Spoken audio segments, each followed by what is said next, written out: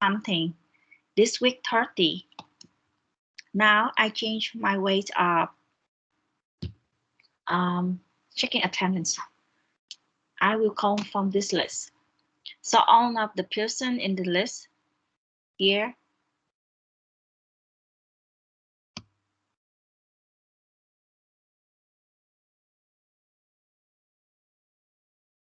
Vân Anh. Yes.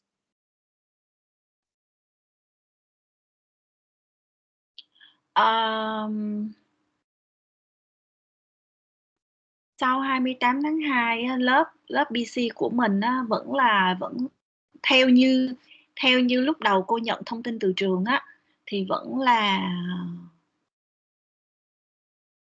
online, nhưng mà không biết có thay đổi gì không, là vì lúc trước á là trường kêu những cái lớp mà đông sinh viên á thì vẫn học online, còn những cái lớp chuyên ngành ít sinh viên thì tụi mình sẽ học offline. I don't know, but tomorrow we will have a department meeting, thì mình thì cô sẽ checking lại cái policy này coi nó có thay đổi hay không. Dạ thưa cô. Dạ, theo lớp của em thấy trên lịch mình đăng ký lớp của mình là học online xuyên suốt luôn mà cô, từ đầu đến cuối luôn. Thì đó đúng rồi, có nghĩa là những cái lớp mà sĩ số đông á, từ học kỳ trước là những cái lớp mà sĩ số đông á là bắt buộc phải học online để tránh các bạn, tại vì cái chỗ ngồi ở trong lớp không có đủ để cho các bạn ngồi spread ra, nên á, là những cái lớp đông như những cái lớp đại cương, OB, BC á, thì thường là các bạn sẽ học online. Còn những cái lớp mà chuyên ngành hoặc là những cái lớp mà ít sinh viên, khoảng 20 mấy bạn, thì mình có thể spread ra được á, thì lúc đó là mình sẽ học offline. Tuy nhiên á, là lịch của sở trường còn phải có điều theo của sở giáo dục nữa, nên là không biết có gì thay đổi không. Nhưng trên tinh thần là các bạn sẽ học môn này online xuyên suốt luôn á.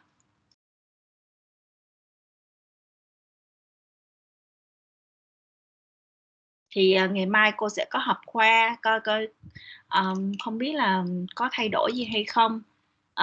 Tại vì lúc đầu cũng nói với thầy cô là sẽ work offline until until the end of February, nhưng mà 2 tuần nay là thầy cô đã lên trường làm việc rồi, có nghĩa là công văn xuống là thầy cô bắt đầu start offline từ tuần trước rồi, nên là nó vẫn sẽ có những cái thay đổi, nhưng mà trên tinh thần là lớp này của mình là sẽ học online xuyên suốt luôn.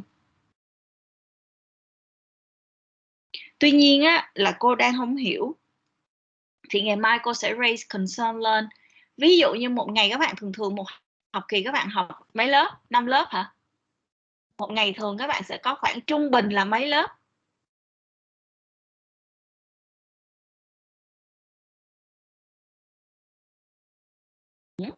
Dạ. Một ngày tùy theo bạn đăng ký, tùy, có thể 3, em nghĩ rằng là tối thiểu là 1 lớp. Tối thiểu là 1 lớp, nhưng mà trung bình của các bạn là khoảng từ 3 lớp đúng không? Dạ, nhiều nhất là 3 lớp theo nghĩ. Nhiều nhất là 3 lớp. Một ngày ạ. Thì cô không biết là ví dụ như có cái ngày nào các bạn có lớp online và có lớp offline không? Dạ có. Đó, nên là cô không biết là cái việc mà hạn chế các bạn đến trường kiểu dạng tụ tập đông, mà rồi ví dụ như buổi sáng lúc 8 giờ các bạn đang học, lớp mình là lớp 1 giờ đúng không? 1 giờ ví dụ như các bạn học với cô là các bạn học offline đi, nhưng mà cái ca mà 10 giờ đến 1 giờ là các bạn học lớp 1 giờ các bạn học online với cô, nhưng mà cái lớp 10 giờ đến 1 giờ các bạn học offline, thì các bạn cũng phải lên trường, rồi các bạn cũng vẫn phải gặp, nên là cô không hiểu cái policy này thì nó sẽ như thế nào, nó có work until the end không, thì để let's see tomorrow. Cô ơi, em nghe nói là mình học on nhưng mà mình thi off đúng không cô? Đúng rồi, đó là vấn đề của các bạn, rất là khó nha. Mình học on mà mình thi off. Các bạn thi on á, là cô còn chăm trước, ví dụ như cái giờ các bạn làm, còn các bạn thi off là không bao giờ các bạn không tập trung, các bạn không làm bài được, các bạn cũng không submit kiểu gì mà các bạn có thể. Cô thừa biết khi các bạn thi on Các bạn có trao đổi qua trao đổi lại, cô chấm bài cô biết hết chứ. Ví dụ những cái ví dụ các bạn trao đổi qua trao đổi lại cô biết hết. Tuy nhiên á, là có những cái khó khăn cô vẫn chăm trước, cô chấm điểm cho các bạn hết.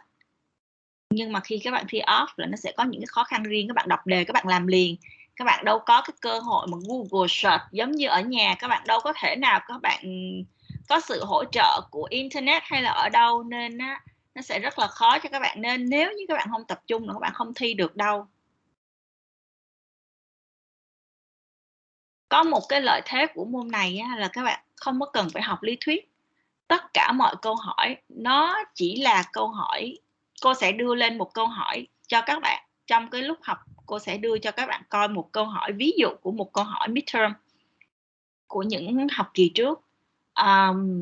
Thực ra nếu như các bạn có hỏi những anh chị trước thì chắc chắn người ta cũng sẽ lưu đề lại, tại vì thi online mà, đúng không? Những cái lớp trước chắc chắn nó sẽ giữ câu hỏi lại. Thì các bạn sẽ thấy là câu hỏi nó chẳng liên quan gì đến lý thuyết hết, mà nó hoàn toàn nó sẽ dựa vào kiến thức của các bạn. Nên cái việc các bạn học bài thì là không có. Nhưng việc các bạn ngồi, các bạn phải nghe, các bạn phải hiểu bài là có.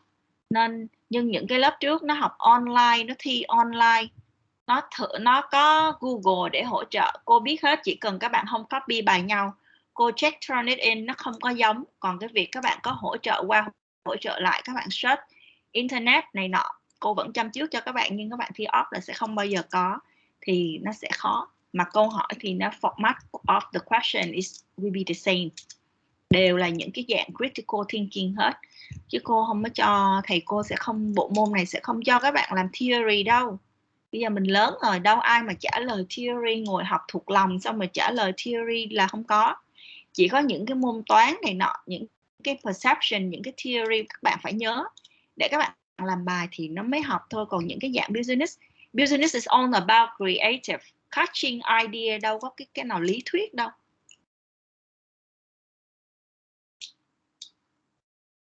Okay, any questions? Ngày mai cô sẽ có họp khoa, thì có cái gì update thì cô sẽ thông báo đến các bạn. Tuy nhiên là trên tinh thần là giống như lúc nãy bạn nào nói đó, là online xuyên suốt luôn á.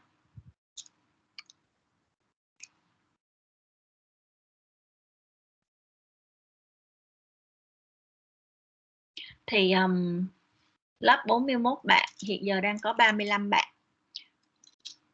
Chuyện mà các bạn học á,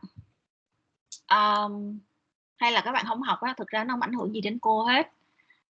Tuy nhiên là sinh viên Việt Nam là nó có một cái này, và cái này là cái tính xấu nha. Có chơi mà không có chịu. Các bạn không thích học, các bạn làm biếng học, các bạn đi học trễ. Cô có thể, nếu như mà các bạn làm cái agreement với cô luôn á, là cô đừng check attendance em. Tới cuối học kỳ á, em không có complain gì cô hết á. Cô sẵn sàng cho các bạn. Cô sẵn sàng không check attendance các bạn luôn. Tuy nhiên, sau vài năm cô đi dạy ở trường này, và theo như cô thu thập thông tin thì sinh viên Việt Nam mình có chơi không có chịu. Có nghĩa là các bạn làm biếng học, các bạn không học, các bạn nộp bài trễ, nhưng mà đến cuối là các bạn gọi điện thoại, các bạn năn nỉ. Cô ơi, con có lý do này rồi con mới nộp bài trễ. Cô ơi, cô có cách nào giúp con để con qua môn này hay không? Cô ơi, các bạn còn nhờ luôn cả phụ huynh nữa. Thì các bạn có chơi không có chịu.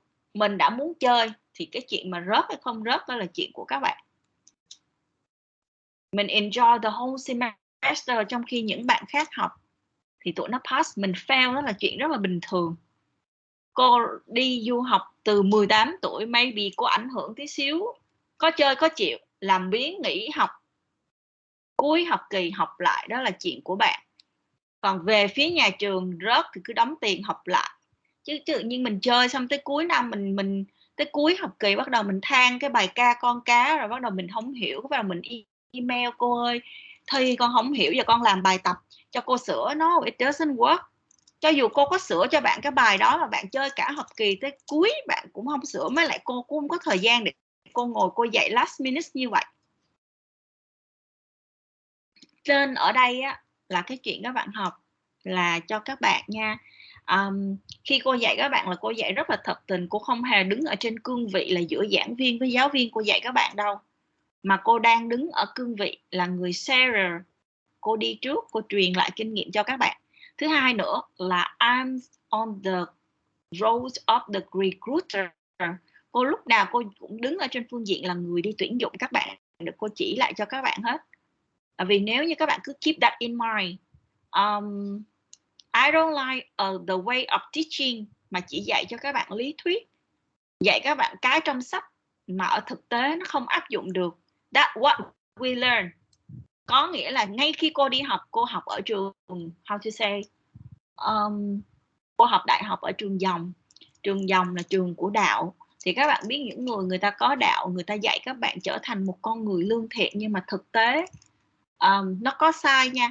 Trường có những mặt tốt, ví dụ như những mặt tốt là người ta control các bạn rất là tốt, người ta cho các bạn hoàn toàn đúng nghĩa là của một cái thời sinh viên, không có bị ảnh hưởng nhiều thứ bởi ở ngoài.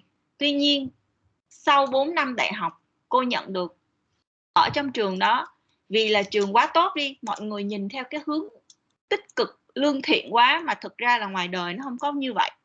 Và khi các bạn học ở trong cái trường đó, các bạn quên luôn cái bản năng ở ngoài đời. Không phải người nào cũng hiền như vậy, không ai nhường hết. Các bạn có biết thời gian đầu khi cô đi học làm cũng khá là khó khăn nhé. Nếu mà cô không may mắn cô gặp được sếp của cô, he's kind of very very good person, và chỉ bảo cho cô á, thì là cô cũng gặp rất là nhiều khó khăn, vì mình sẽ không có biết cách mình đấu tranh ở trong cái môi trường làm việc. Vì rõ ràng là cái môi trường làm việc nó không có phải giống như là những gì thầy cô nói trên theory như vậy. Thực sự nó tough rất là nhiều. Các bạn mới ra trường các bị ăn hiếp, các bạn sẽ có những cái khó khăn. Thực ra nói người ta ăn hiếp không đúng đâu, người ta chỉ là không chỉ mình thôi. Tại vì đi du học về mà giỏi quá mà, nên là you have to do everything. Các bạn hiểu được cái feeling đó thì các bạn sẽ hiểu được. You will be the same like me. You graduate from IU, you study 4 years in English, you know everything, you work, I will see the results. Và những cái co-worker, tất nhiên là cô rất là may mắn. Cô là ở trong một trường hợp rất là may mắn. When I come back, I work for the first time in the company in Vietnam. I have the team that support me a lot. They really supported me, but not all people will have that lucky like me. So think.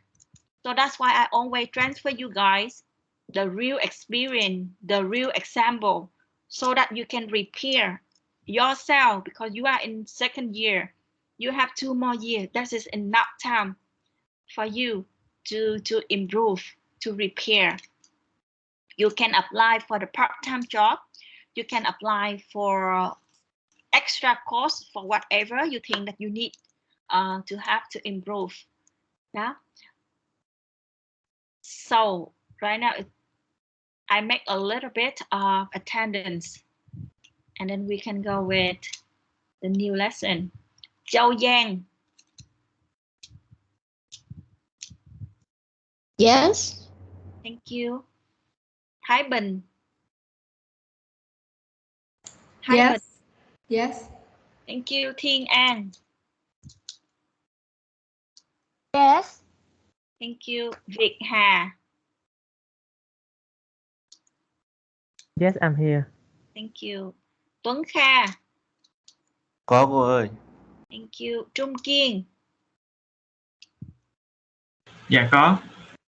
Thank you. Gia Luật. Yes, teacher. Thank you. Quang Minh. Yes, teacher. Thank you. Thanh Nguyệt. Dạ có. Thank you. Tâm Thảo. Yes, teacher. Thank you. So today we continue with chapter 1. Last week we stopped at speaking skills. So now today we are going to the, I think someone sent a message. Vân Anh. Did I call Vân Anh? Ủa cô đâu có kêu tên bạn đâu, Vân Anh. Dạ có lúc đầu luôn á cô. Oh, Châu Giang, Thái Bình, Thiên An, Việt Hà, Tuấn Kha, Trung Kiên, Gia Luật, Quang Minh, Sanh Nguyệt, Tâm Thảo. Cô gọi tên em trước khi cô nói luôn á cô. Mà em không nghe cô nói gì hết, em nghĩ là cô chưa nghe. Okay. Okay, thank you to let me know. Yep. Okay, when did we start? So what did we study last week?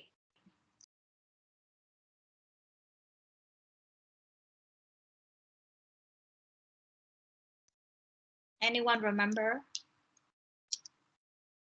Don't open the slide if you don't remember, because don't teach me in that way, yeah? I just want to check whether you remember anything from last week. Open the mic and say quicker.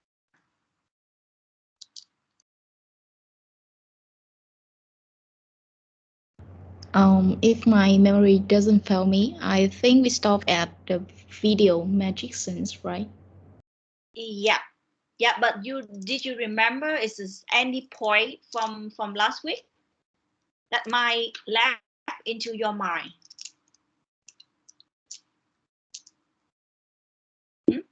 From the explanation, from the point, from the theory, is there any beside the video clip? Is there any that left into your mind until now?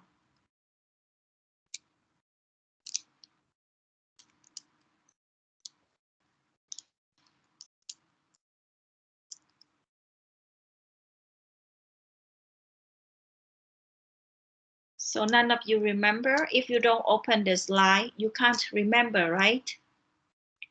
I think one point I remember that we discussed about how to practice writing or speaking for a better job. Okay, thank you. What is your name, please? My name is Châu Giang.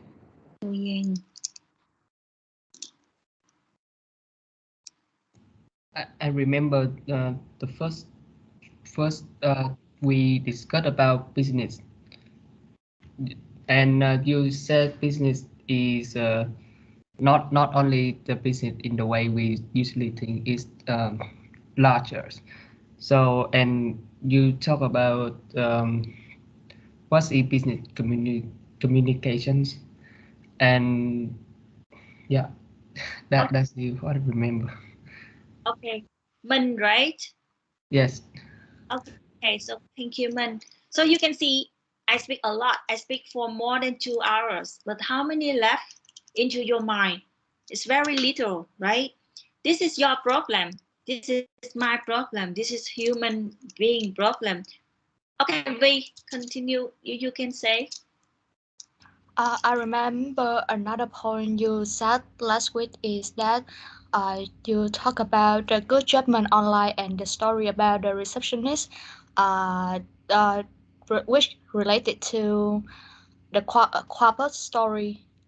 Okay. Thank you, V. So you can see that I spoke to you guys a lot, but only a little things that stay into your mind, and then most of them is gone to the wind, right?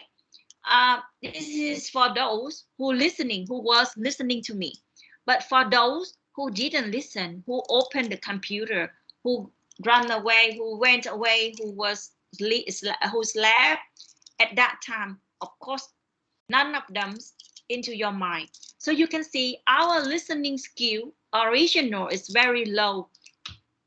We are considered as a poor listener at own time.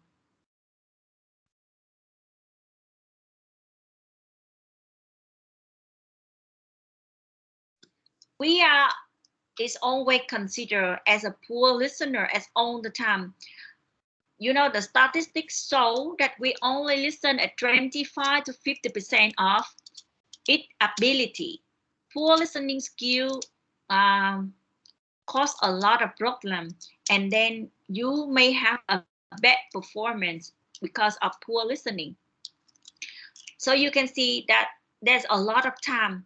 If you have studying with me during the offline class, Usually, if you study with me at offline class, I have a few rules that you have to follow. First, not allowed to talk inside my class. If I see you guys talking when I'm talking, I will ask you to go up and then teach the rest of the lesson to your friends. So you are not allowed to talk. I'm talking, you listen. The second rule is I will not allow you guys to stand up and go out during my teaching, except break time or the end of the class. If you need to go to the toilet, please hold it inside your body, right? Because later when you go to work, you are in the meeting with the boss, you have to listen. You are in the middle of the meeting with your customer, you have to listen. If tất nhiên là mình có những trường hợp emergency situation, you can tell me, but most of the time you have to wait, right? You are adult now, you have to learn how to hold that kind of factors and then wait until appropriate time, right? I give you guys time, break time. If it's in class 45 minutes, I can give you guys break time, and I think it will not kill you guys if you hold it 45 minutes. But if there emergency situation that I need to go to toilet, just raise your hand and then I will let you go. You are not allowed to go out and get your deliver from the shipper. You are not allowed to go out to get coffee, milk tea, coffee, drink during my class. Yeah, because it will not fair that I'm teaching, I'm speaking, and then you went out that way. So think the opposite side. I will tell you guys, oh, class, excuse me, class, could you wait me for 10 minutes? Because I talk a lot, so I am trusty. I just want to buy milk tea. I ordered from Raf and now they deliver it to me, so I have to go and take it. And then one day, oh, excuse me, class, I have one parcel that delivered to me. The shipper is coming now. Can I go out and take it?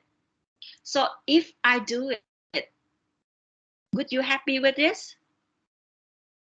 Would you feel okay with my behavior? Or will you report to the school?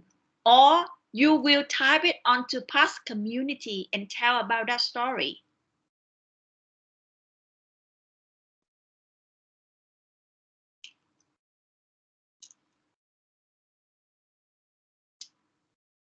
Hello. Will you accept that if I'm that kind of person? Cứ một chút cô kêu các bạn ngưng, cô ra cô order trà sữa, cô mua, cô nhận hàng, hoặc là cô đứng ra cô đi mua vô căng tin, cô mua ly nước cho cô uống. Would you like it? I don't think that any one of you like it, and then why you did it, right? So think, when we do something, we have to think about the results of your action, your behavior. And then I want to explain why do I be that tough to you guys? Because if I'm kind of person who nicer to students, I think they like it more. They like that kind of person more than the way that I'm behave to you guys right now. However, in working environment, people will be like me. People will not let you do what you want. You have to follow the company rules.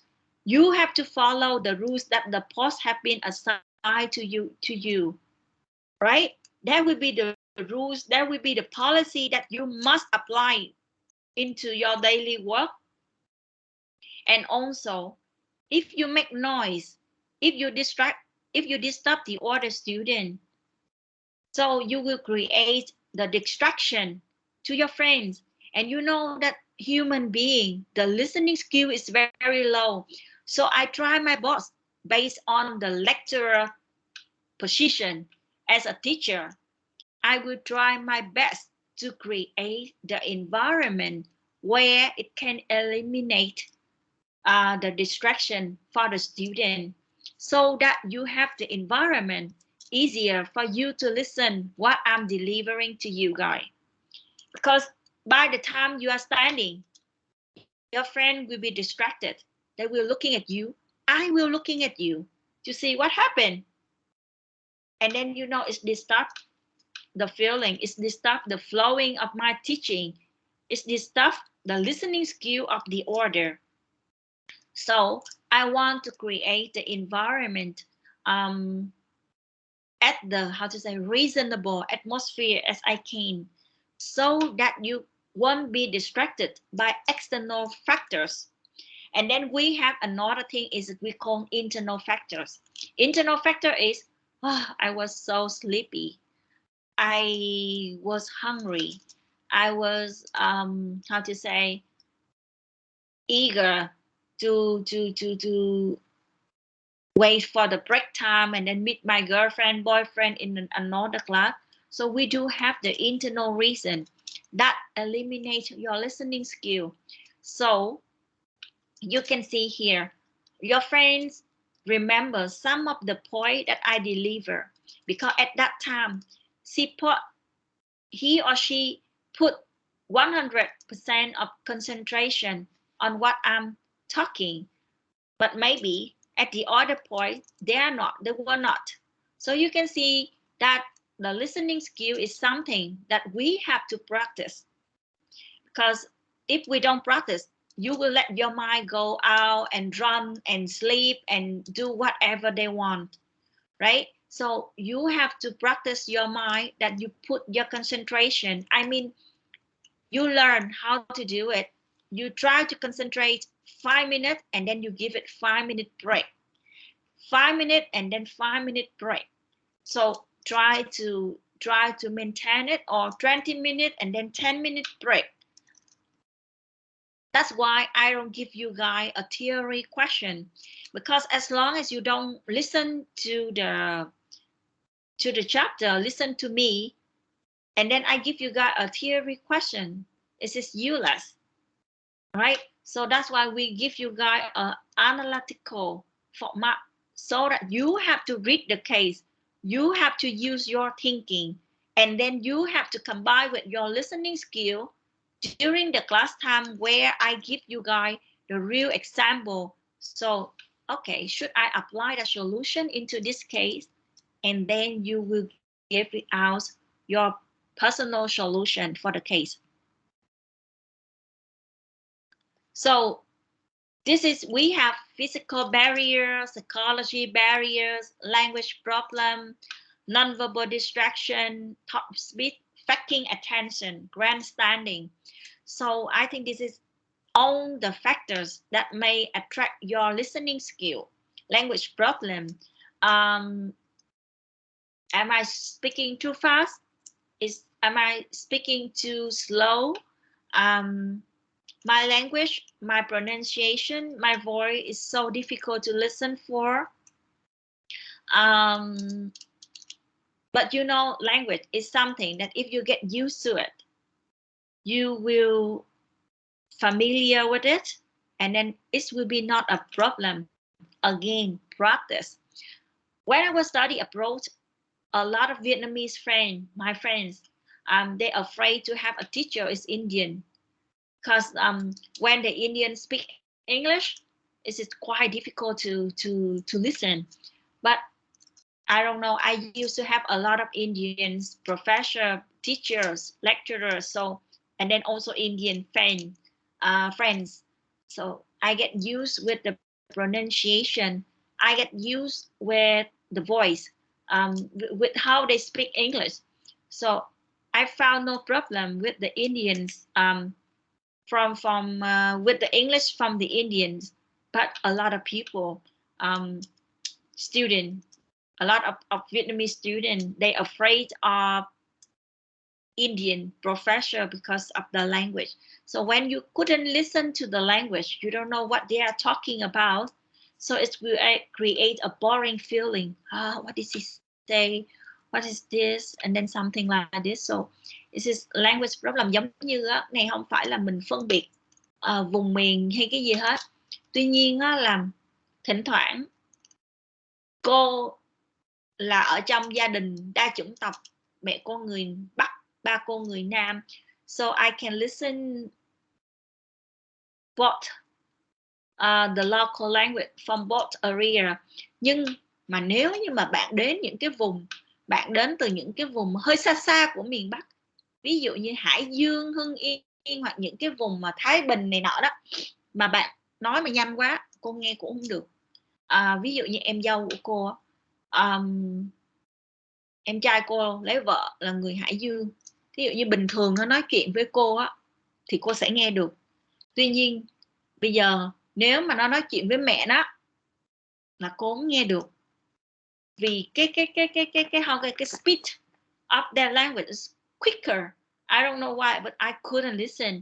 Và bây giờ nó có con đúng không, là cháu của cô mỗi lần gọi điện thoại á, cô nói đứa bé đó nó cũng không hiểu, vì nó sinh ra nó lớn lên ở đó, cô nói nó không hiểu, hoặc nó nói cô cũng không hiểu, cái cô phải quay qua em cô kêu mày dịch coi. Đó, các bạn sẽ thấy được language problem. This is distract your listening skill. But what I ask you guys here is for fun, right? This is just daily conversation. There's nothing harm about this. But think, if this is your boss, you have to try to listen and understand. Tại vì mình đâu hỏi anh nói gì anh nói lại coi, anh nói gì anh nói lại coi, anh nói gì anh nói lại coi. Mình đâu có hỏi được như vậy hoài mỗi ngày, đúng không? So you will have to learn with the vocabulary. You will get familiar with the tone, with the voice, and then you will understand it. So here again, the commitment, the effort that you want to study, you want to understand or not. Ví dụ như cái người đó là cái người không quan trọng, nói gì nói lại coi, mày nói khó nghe quá, bạn của mình sẽ giải thích lại, nhưng mà mình không thể nào mình kêu sếp mình như vậy được, đúng không? Nên á là các bạn sẽ phải practice. Oh, this is one of the real experience from my story. The first time when I go abroad, when I was 18, my English wasn't good at that time. 20 years ago, you know, listening skill, speaking skill in Vietnam equals 0, because not a lot of, how to say, foreigners at that time. And you know, I studied in high school English, so I know what is ABCE. I know how to write, how are you? I know how to write a sentence. However, I don't know how to speak. And of course, I don't know how to listen. So the first time when I go abroad, I went to Austria. Do you guys know Austria? Not Australia, Austria. Austria, they speak German.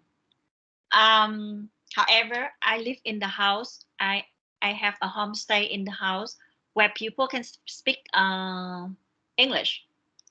On the first day, I have a family dinner with that family, the homestay family, because it's Christmas Eve, right? I arrived to Austria on Christmas Eve. So on the first day, we have a dining together.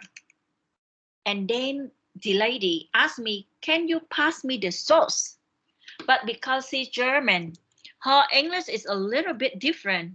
And then also because of my English skill, listening skill, I couldn't listen that sentence. Can you pass me the sauce? Can you pass me the sauce? It's very simple sentence. But at that time, I couldn't catch it. I knocked the door because I didn't want to say, oh, what this? Pardon me, or something like this. So I say, yes. And then I didn't pass it. I say yes. And then I was continue with my fish. And then she asked again, could you pass me the sauce? I said yes, and then I was remain the same without any action. And then later she told me, do you understand what I'm talking when I'm talking with you? I said, not all the time.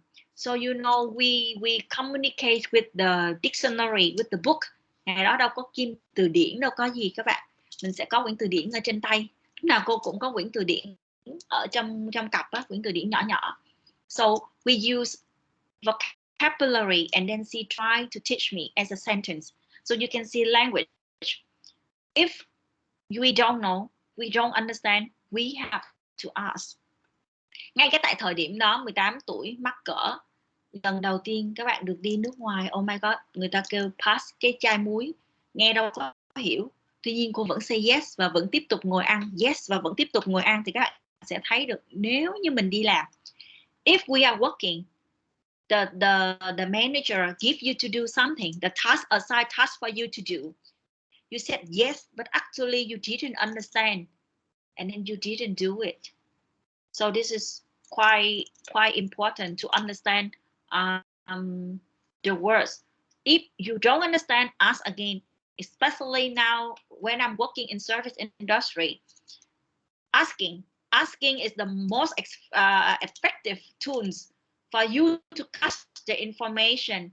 Yeah, I ask the customer, do you have any allergies when I'm ordering to guests? I will ask own kind of question to find out more about the customer in order to provide a quality service. So again, you guys, you have to open your mouth and talk to get more information. The more information you have, you receive, the better you can perform at your task. Faking attention is something that you guys have a lot. So it's in online class when I'm teaching, because I'm not allowed you guys to talk. So you're staring at me, you're looking at me, but actually your mind is not with me. Your mind is somewhere else. So that's why when I ask you, you're staring at me, but when I ask you a question, you don't know how to answer, because actually your mind isn't there. Your mind is somewhere else. Your mind was thinking, oh, this Valentine's Day, I have to take my friends there, boyfriend there. This summer, I will ask my mom to buy me a new mobile phone, whatever. But the mind is not inside the class. Even though you are looking at me, you're staring at me, you use your eye contact with me, but your mind is not there. So we are calling faking attention. Yeah, so it is, and also it affects your listening skill. Any point here that you may not understand? You have any question?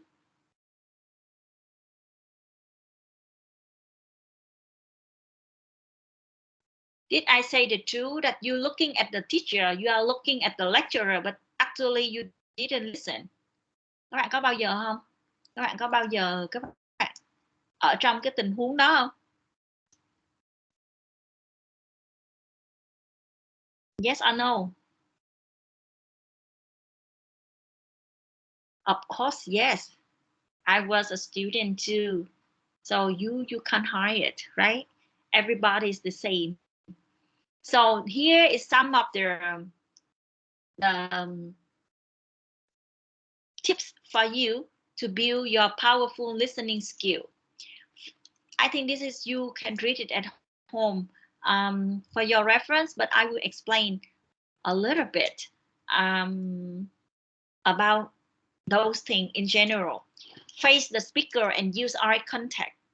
When I was a student, or when I was a student, if that is a subject that I like, or that is a teacher that I like to study, even though I sit at the back rows of the class, I will listen to them. No matter I sit at the back, I sit in the middle, I sit in the front, I will try to listen everything they speak inside the class. But if that's a subject that I don't like, that's a teacher that I don't like, or the way they teach it, or the way they teach us is not the way that I want to study. I mean, it's not matching. For example, I'm kind of person who want to study in a subject or in a class that provide me with real experience, with the practical thinking. I don't want to study theory. I don't want to remember things automatical without, like, how to say, creative. So it means that math, something like mathematics, chemistry, something like this, you have to remember every word. I don't like it. So for those subjects when I don't like, I know that I don't like that subject, I will sit at the front place. I face with my teacher. Again, I use them as a tools to motivate me to study. Vì nếu như mà mình không thích học mà mình còn ngồi ở cuối nữa, đảm bảo ngủ là cái chắc. Không ngủ thì cũng ngồi chơi, cũng làm một cái gì đó, đảm bảo là không học. So I choose to sit at the front line. At least when they're looking at me, I know that someone is looking at me, the teacher's looking at me, and then I can sleep when I sit at the front line. Some words will come to my mind. Có nghĩa là mình đã không có một cái sự hứng thú ở cái môn đó rồi, nhưng mà cái môn đó bắt buộc mình phải học. Mình học biết bao nhiêu môn trong 4 năm đại học, không phải môn nào mình cũng thích hết. Thì các bạn sẽ thấy những cái môn mình không thích, mình cứ ngồi bàn đầu. Đó là cái strategy của cô. Ngồi trong những cái bàn đầu, kiểu gì thầy cô cũng thấy mình đâu ngủ được, mình đâu quậy được, mình đâu nói chuyện được.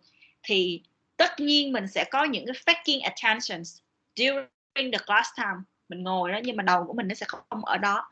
Tuy nhiên mình sẽ có thầy cô, mình có một cái motivate, mình có một cái, mình biết được là okay, they are looking at you and you can't do anything, so you use eye contact just to enhance your attention, so you can use all kind of platform. So for me this one is good.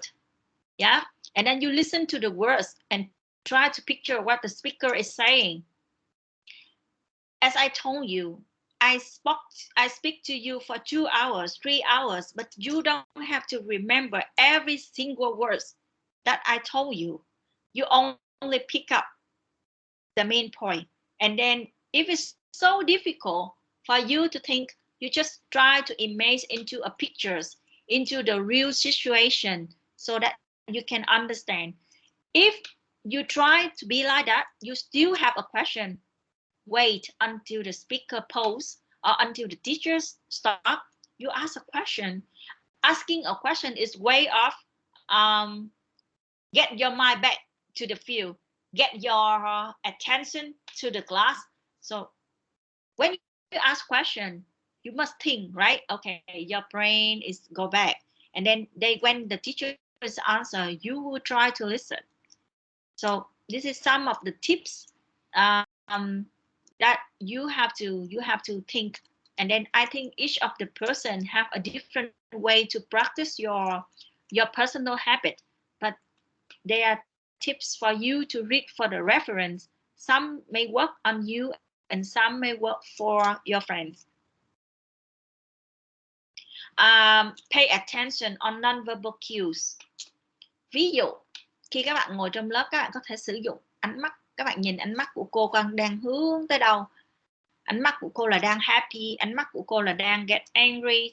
Vì thực sự khi mà mình đứng ở trên bục giảng á, là mình sẽ nhìn thấy hết. Chỉ là thầy cô muốn bắt các bạn hay là try to ignore. Có những tình huống á, cô suy nghĩ á, là các bạn đang 18 tuổi rồi, các bạn có boyfriend, có girlfriend, các bạn chịu trách nhiệm về bản thân các bạn chịu trách nhiệm được cho cả một người khác bên cạnh mình rồi, thì không có lý gì mà cứ học một chút cô phải nhắc tập trung, không lý gì mà cô phải nhắc các bạn từng bước như vậy. Thì cô sẽ try to ignore it.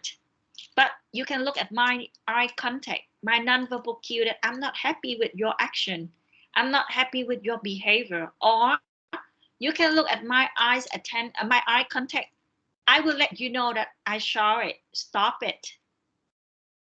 So again, when you are working, you have to look at the non-verbal cues, the tips for you to recognize what is happening inside the workplace.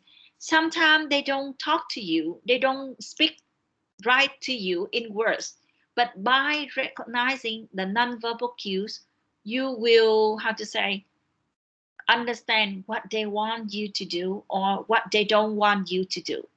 So this is quite important, and this is how you have to practice your listening skill. Tiếng Việt của mình là mình phải quan tâm, mình phải để ý đến thái độ. Non-verbal cues ở trong này là thái độ của cái người đó, vì chưa chắc người ta ngồi người ta nghe mà người ta happy với mình. I used to have a friend, we rent a house. We rent a house in the house, and then the Vietnamese people used to like to make friends, and then used to share a lot of things. If you think that the other side is your close friend and we close enough, but the Western people, they keep those, how to say, personal thing is very private. And then one time my friend broke up with her boyfriend. She called the girl inside the house, we call housemate. She's Westerner, she's European girl. And then the Vietnamese girl talked about her problem with the boyfriend for 2-3 hours. And then when I come back to work, that girl talked to me like this: Lynn, what happened with her? She told me everything about her relationship with boyfriend. I don't want to know. They try to listen to you because they're polite, but you didn't listen to her face expression, her eye contact.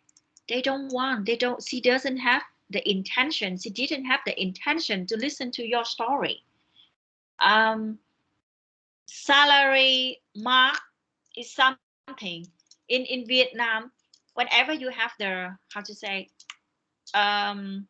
the exam, what is your mark? What is your score? Mình cứ câu cửa điểm, được bao nhiêu điểm, được bao nhiêu điểm. This is strictly prohibited in Western country. And then salary. Việt Nam của mình mỗi lần mà có việc làm, khi các bạn mà họp mặt gia đình đám giỗ, 10 người gặp 10 người, ô nghe nó không tìm được việc rồi hả? Bao nhiêu được lương bao nhiêu? Right? Those questions in Vietnamese culture is showing your your careness to people, but this is annoying in Western country. Mình sẽ rất là thô lỗ luôn á. Nếu mà chạy lại mình hỏi ô mày làm lương nhiêu vậy? Unless you close, they share it to you.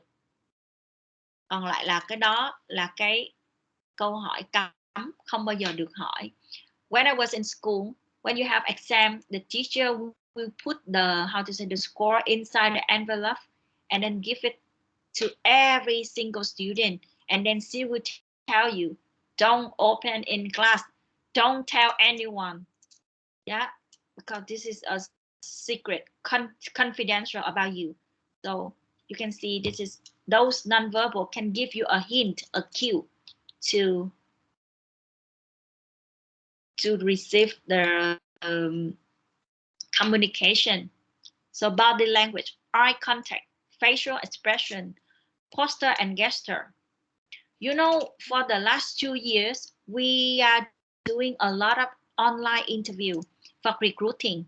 They have a lot of advantage of using online interview, cost, convenient, time. There's a lot of advantage. However, as a recruiter, we do like to have face-to-face interview.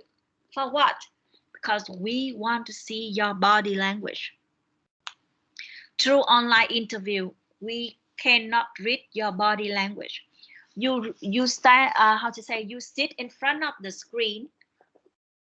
You sit in your comfort zones in your room. You were surrounded by your families, by your friends, so you don't have that kind of nervous. But when you go to the company, you sit in front of the board of the recruitment team. You will show it on, and then we will look at it. We can read your body language, and then we can evaluate your behavior, your personal characteristic. One time, I interviewed a student. She graduated as a hospitality student major, hospitality major. So inside the CV, she said that she was active people, able to work under high pressure environment. She want to work inside a hotel because she want to make friends, she want to talk with people, blah, blah, blah, blah, blah. So there's so many points that she has pointed out to express that she's a right person who work for that position. So on the date, of the interview, she appeared in front of us as a kind of, how to describe her, very, very shy and quiet person. She sit quietly, looking down at the table, and then answer only to the question that we asked to her. Ví dụ, hỏi trong khách sạn em thích làm vị trí nào? Dạ, em thích làm ở vị trí tiếp tân ạ. That's it. Và cái hành động, cái facial expression, cái her body language, she didn't use eye contact with us, she used her eye contact with the table. And then a lot of action together. We can recognize she's nervous. She's extremely nervous. She's shaking. So that's why she's looking down. She tried to concentrate. She tried to put her mind on the utmost concentrate so that she can answer the question throughoutly. However, her body language, tell a different story about herself. Right? She didn't kind of active people, just like she described inside her CV. Right? Inside the CV, you said you are active people, and active people don't behave that way. And then we didn't do anything that create a high pressure for you just yet, but you was so nervous. So if you stand in front of the customer who are yelling with you, who are yelling at you, who are giving you some difficult time to show the problem, how can you show the problem at that time? How can you deal with that things? So you can see here, we do live face-to-face because we want to see your body language. Your body language will tell us the truth. Your verbal communication will be practiced, will be trained if you want to. Các bạn làm nguyên một cái bài diễn văn, các bạn làm nguyên một cái paraphrase, rồi các bạn học thuộc để khi mà các bạn đi, các bạn nói cho nó trôi chảy. But your body language, you can't. Bạn cũng có thể behave được. Có rất là nhiều người diễn cũng khá là hay. Tuy nhiên, các bạn có thể diễn pass được cái buổi interview đó. Ví dụ như có những bạn sẽ diễn được ngay trong cái buổi interview đó bạn perfect. Bạn behave appropriate, you behave yourself at appropriate way, and then you talk as a right tone, right voice, you have good knowledge. So everything was perfect until we will observe you during 2-month probation. Thì trong một thời gian dài bạn sẽ không có practice được. Nếu như mà thực sự bạn diễn là nó sẽ lộ ra. Vì những cái body language, nếu như mình cần phải, mình muốn nó diễn ra một cách tự nhiên, you have to practice in a long term. Còn nếu mà mình chỉ practice in a short time period thì các bạn không có giấu được, nó sẽ lộ ra ngay. Mình ví dụ như trong một cái buổi phỏng vấn có 10-15 phút, we try to remember, yes. Nhưng mà nếu như sau cái buổi phỏng vấn đó các bạn pass và các bạn vào được phòng 2 tháng thử việc, người ta tiếp tục, người ta observe mình, người ta sẽ nhận ra ngay. So that's why we know that face-to-face interview costs a lot of money comparing with the online one. However, we do like to have it. We would like to have it if it's possible. Yeah, of course, there's a chance that it's impossible or costs a lot of money, and then we try to use the online. However, we will do the face-to-face, the face-to-face interview whenever we can because of the body language. So you can see this is a funny pictures. So at the old generation, people accumulate their knowledge because by reading the books, and you guys right now are using technology, using internet, using digital platform to update your knowledge. When I was in university, I studied with the textbook, the physical textbook. Yeah, I like to highlight the main point inside the book. I like to read the book, and also, you know, at that time My parents pay the tuition fee for me. My parents pay for the books. So I spend money by buying the books.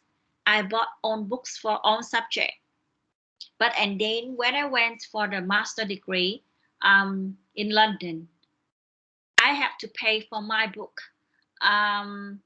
So I choose the subject that I like, I will buy a textbook. The subject that I don't like, I study an ebook. Because I don't want to spend a lot of money for the textbook, because this is my money. So you can see that people are very stingy. We have a self-stingy in ourselves. Khi mà mình xài tiền của người khác mình không có tiếc. The same way, just like you guys right now. Khi mà các ba mẹ trả tiền học của các bạn biết là các bạn không có tiếc tiền. Nhưng mà khi các bạn kiếm tiền, các bạn trả đi cứ 10 mấy triệu, các bạn trả khoảng bao nhiêu triệu một môn học như thế này, các bạn sẽ thấy được mình đi làm cực khổ cả tháng trời á. Rồi mình còn phải ăn, mình còn phải xài. Đúng không? Mình phải save ra một khoản để trả tiền cho các bạn, thì các bạn sẽ thấy được là sau này các bạn lớn thì các bạn sẽ hiểu được. Còn bây giờ cô nói thì có thể các bạn vẫn không hiểu được.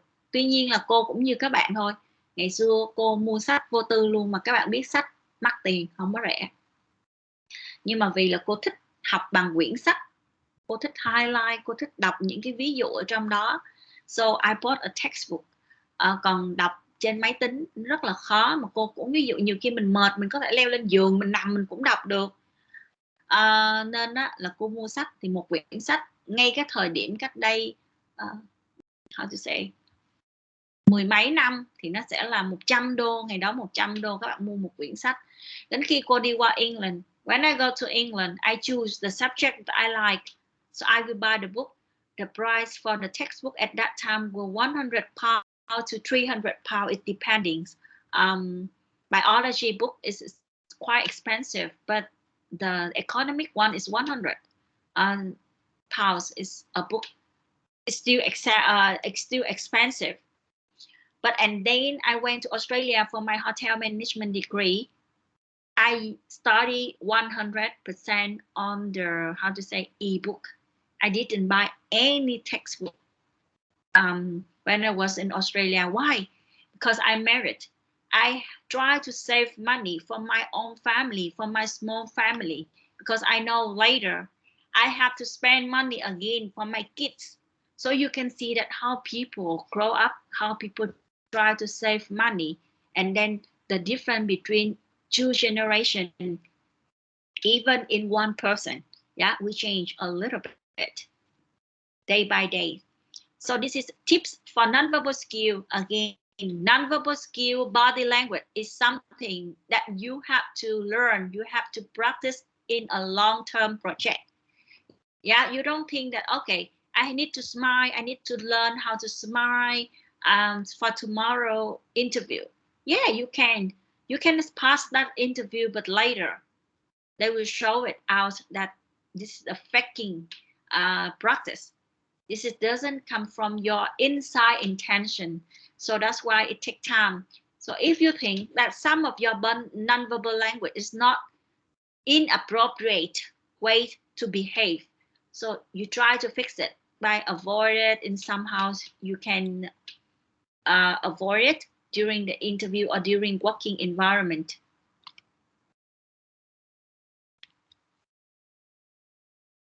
Any questions?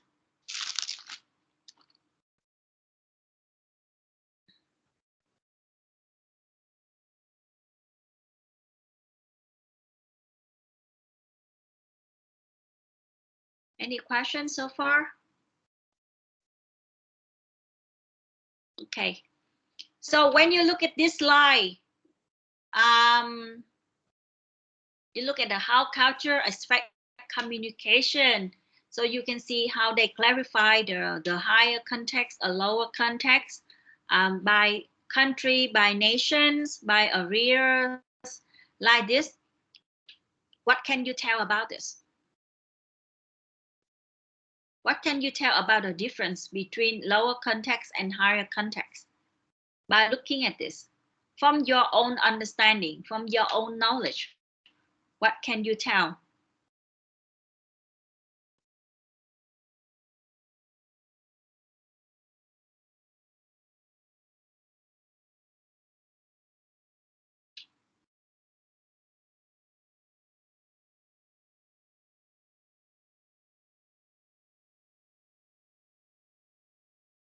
Hello.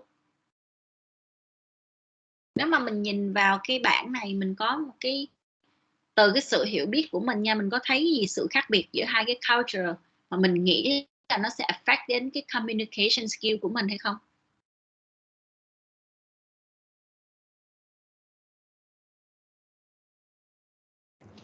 Can I try? Yeah. What is your name, please? My name is Châu Giang. Okay. So Giang, you start. So, from my knowledge or experience, I think that the Asian cultures are more emphasized to the higher context, and the Western and European countries are more tend toward to the lower context.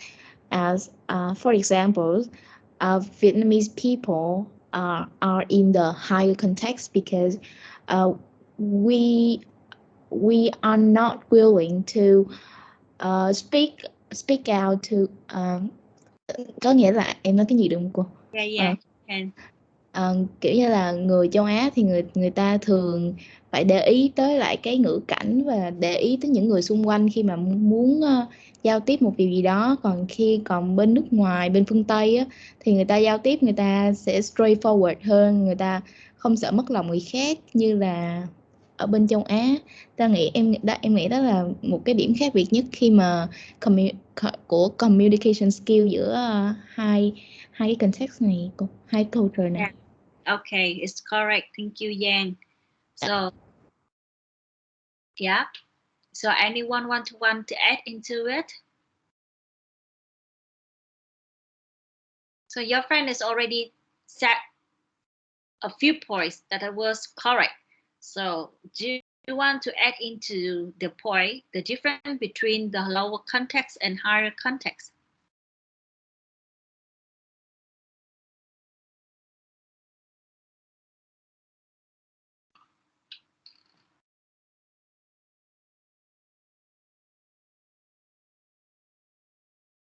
No?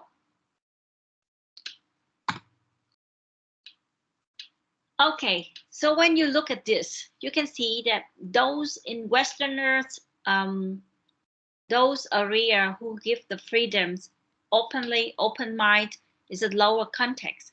And then who live in the Asian area is a higher context. So in low context, they look at the direct, simple, and clear message. Yeah, they don't use a non-verbal communication. You have to speak straight to me. I'm not looking at your face and guess what you want to do. What do you want? Các bạn, người Việt mình hay có cái nhìn mặt để biết ý á. Cái nó có một cái câu thành ngữ của tiếng Việt nó là như vậy đó, ý là mình nhìn sắc mặt để mà mình biết ý của người ta đang muốn là gì. Thì ở bên phương Tây người ta there's none use of this. Yeah. I will speak what I want. I will do what I want if it's correct, if it's right. I don't have to look at your face. So to find the agreement to do it or not. High relies on written communication. They rely a lot on written communication. They want you to send the evidence. Relies on facts and evidence to make the decision. So they will look on at the evidence, on the facts that you have to provide to them to make the decision. They don't build on the trust. Ví dụ, for example, what can I provide to you? You're selling a house. Are you selling a motorbike? For example, if you are selling motorbike, if I sell it for my brother, I sell from the motorbike for my brother because we are living in the same family. So, okay, pay me 10 million, I give you my bike. So if he pay me 10 million, I will give him the bike. So that's it. Because we have the trust, we have the relationship. So it is a little bit silly. It is a little bit awkward that if my brother said, oh, you have to make a contract, you need to go to the legal official to make a stamp.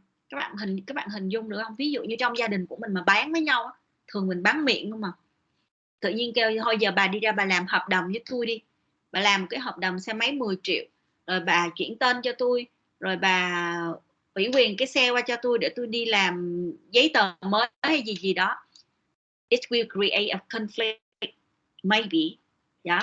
But here in a low context, this is very normal that you have to sign a contract with me. Yeah, even though when I work in the restaurant, yeah, we are working at the same teams, but from the beginning of the day, the manager will assign, for example, Lynn, today you will work at a storage backup house.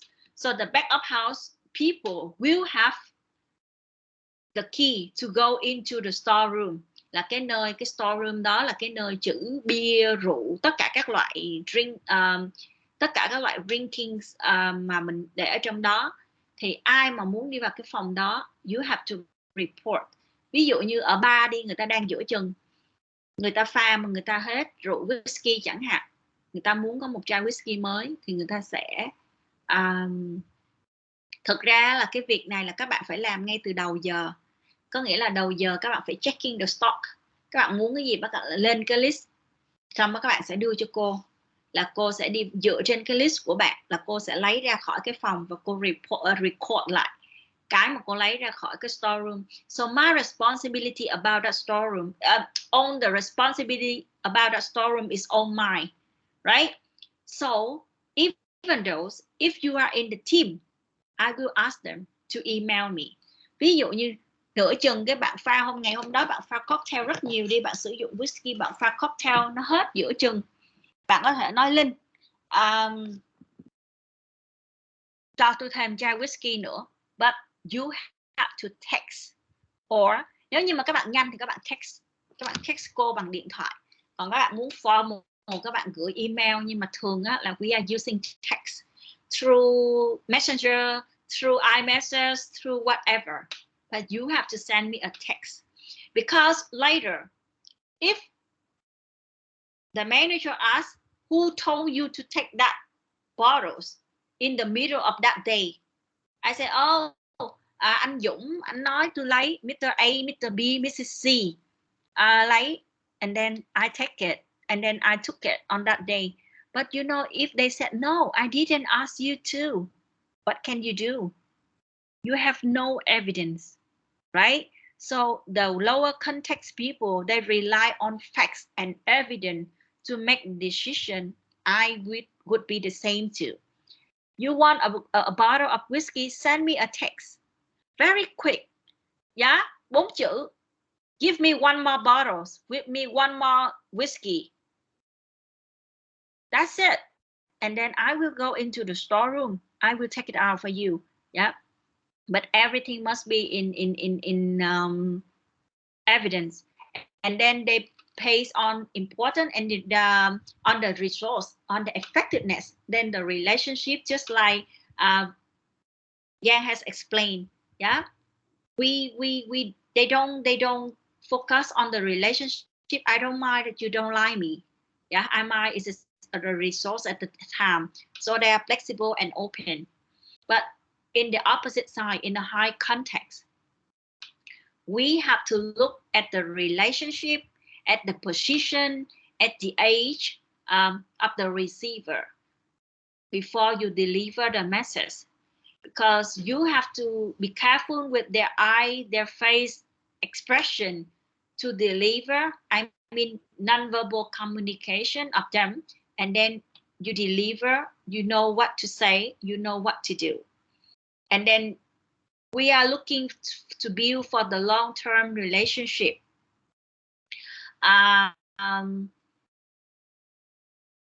Mình gọi là sao ta, tiếng Việt nó có một câu là vuốt mặt nể mũi đó.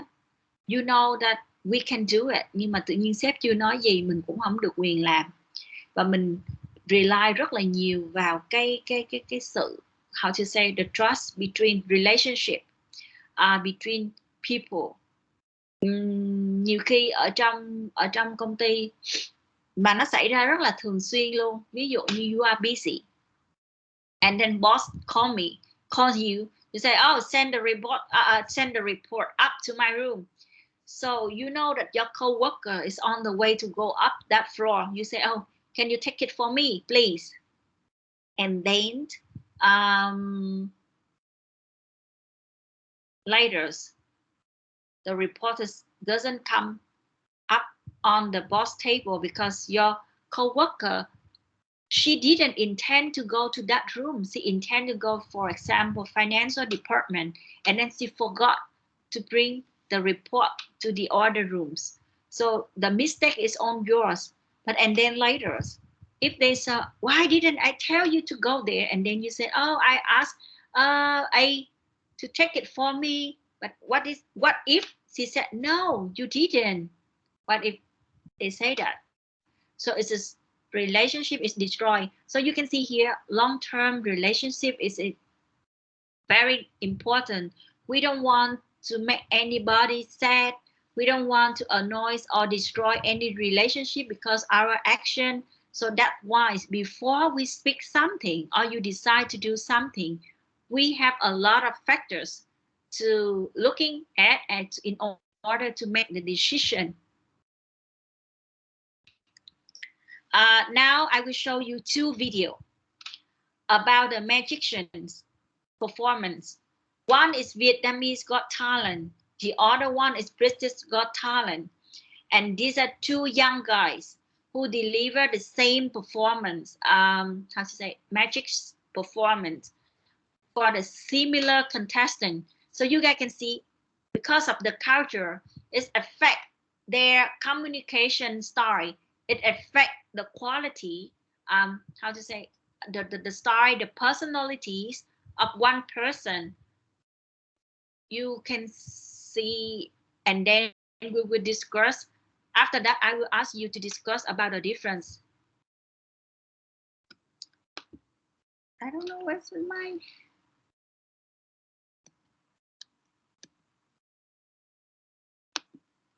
Where's my mouse?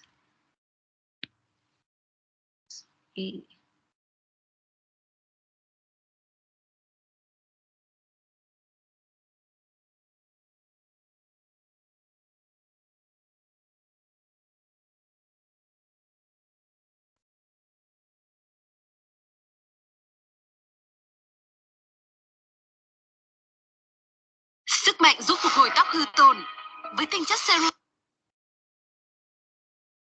thức vượt trội. Can you guys see my screen?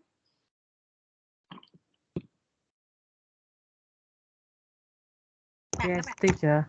Yes, Okay. teacher. Sorry. From the lower context, culture, and then this guy is also deliver the same performance.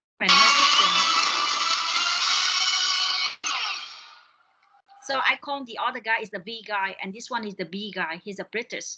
So you can see that how he's deliver his magicians performance for the similar contestant.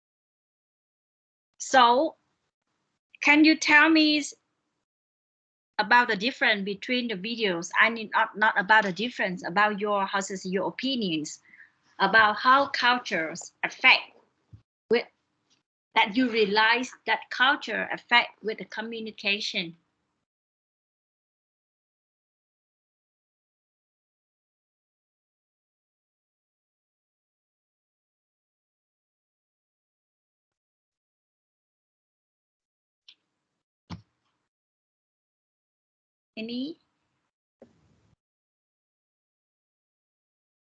Anyone want to give you give a try? What is your your observation that culture can affect the quality, the way that people can deliver the communication, or even in this case is the performance? Can I? Yeah. So I think the Vietnamese guy make his performance longer by using his sense of humor or the emotion to the audience, while the British guy concentrate and straightforward to his trick or the performance. And to me, I'm more comfortable with the second performance because yeah, the first one is too long and I'm not really focused on the trick that he going to play. That's my opinion. Okay, thank you very much. How about the others? What is your opinion?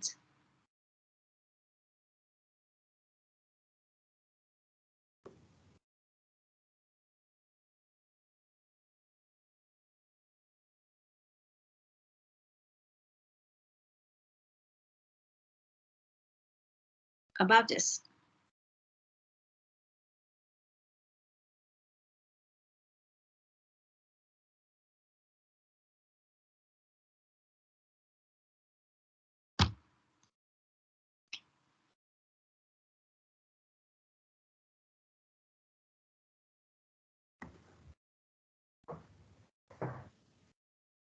No? So did you watch or you for funs only? You didn't think of the video?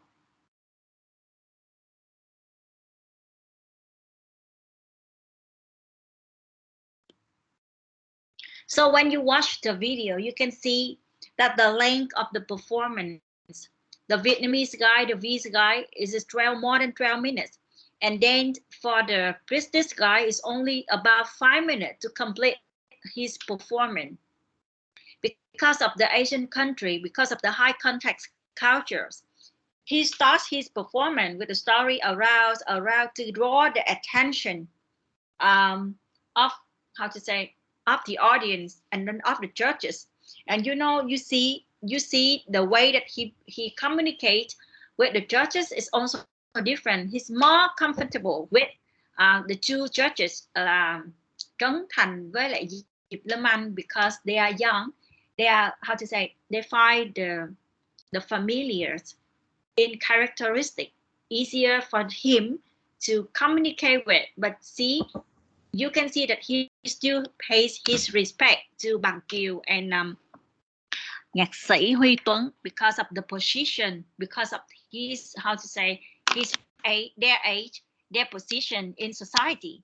So you can see that even those when he deliver the story about the fun things to draw the attention, he still have to pay the respect to those two own people.